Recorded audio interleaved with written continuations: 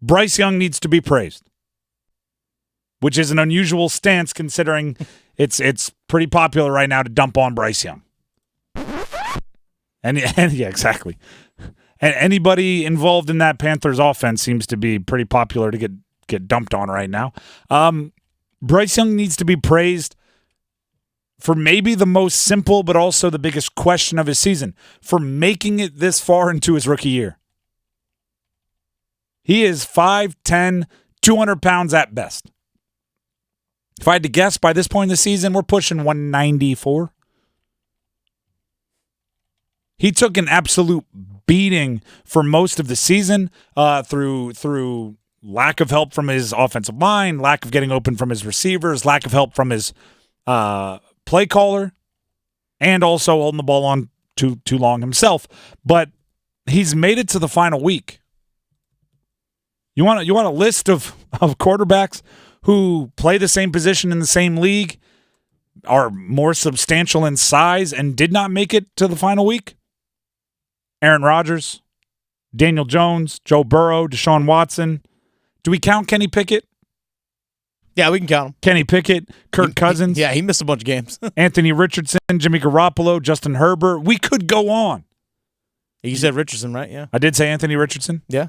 He's a big dude. Some of these guys are known specifically for their size, and you would think durability, and instead the 5'10", 194-ish pound guy is looking at them going, you couldn't make it?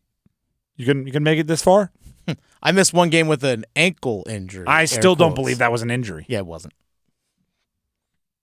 Now, that is not to say there have not been plays when Bryce Young was absolutely smacked and wanted to stay down, right?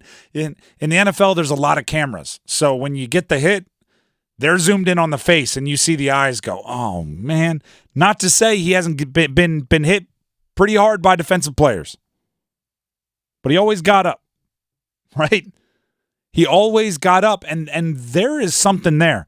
Toughness is an underrated quality in a quarterback, and there were questions about his toughness coming into the year, mostly related to his size. Bryce Young was asked this week if he's thought about, having proven people wrong about his size and durability. Not really. Again, there's always going to be narratives and thought process, and people have things to think about, which is part of the sport. But for me, that was never something that was on my mind. I'm not out there to prove anything wrong or to make a point. I've always just been focused on trying to do the best that I can in my job. Try to help the team, try to focus what I can control. That's something that never really fell in that category. So it wasn't really something that was a big focus for me. Not a big focus for him.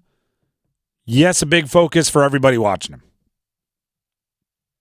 Toughness is an underrated trait in NFL quarterbacks. So often we think of quarterbacks, as my grandfather used to call me since I played quarterback, as a glory boy, a prima donna. Right? Some might call them divas. Some might call them untouchable. Some might call them not football players. I'm not speaking from experience on any of this. You should hear what linebackers call quarterbacks in college football locker rooms. I was a linebacker. It's not, yeah, exactly. You were one of them. Mm-hmm. I can tell you were. Yeah. Wearing our different colored jerseys. Everybody bringing us water. I've heard it all. But you do, that's practice. On game days, you have to be tough.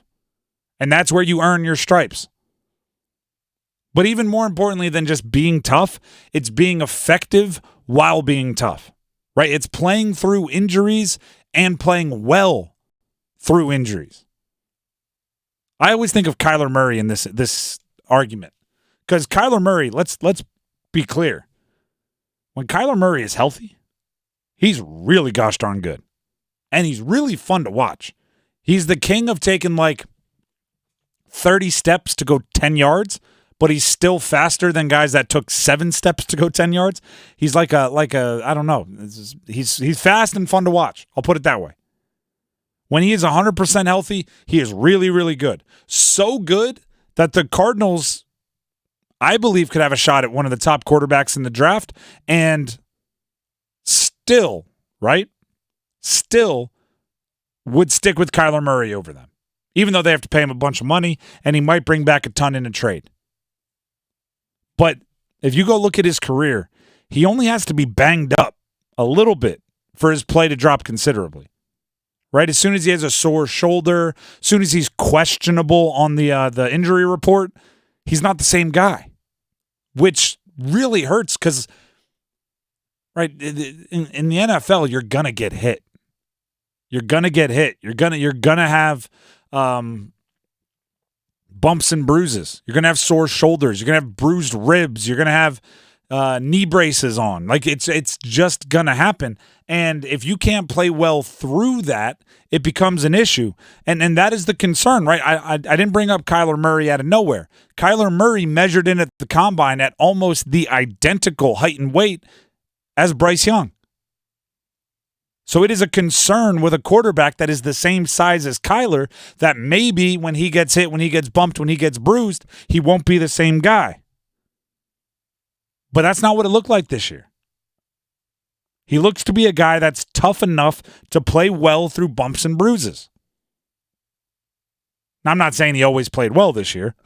We all watched this most recent game against Jacksonville, so I wouldn't try to pull that fast one on you. Yeah. But I don't think the reason, and from watching it and seeing how he plays, I don't think the reason he didn't play well at times was because he was hampered by injuries. It didn't look like he was physically being held back. When he wanted to run, it looked like he could run. When he wanted to throw, it looked like he could throw.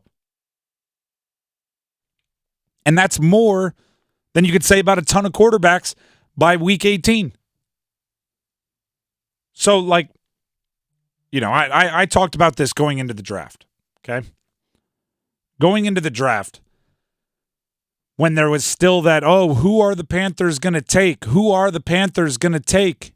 I'm like, by now you know the questions, right? The questions about C.J. Stroud were how much do you care about the S2 test and how much do you care about Ohio State quarterbacks not being good in the pros? The question on Anthony Richardson was, can you teach him to be an above-level passer? Can you teach him to complete a high level of his passes? Because everything else, he's gotten physical talent. And for Bryce Young, the question was, gosh, that guy is small.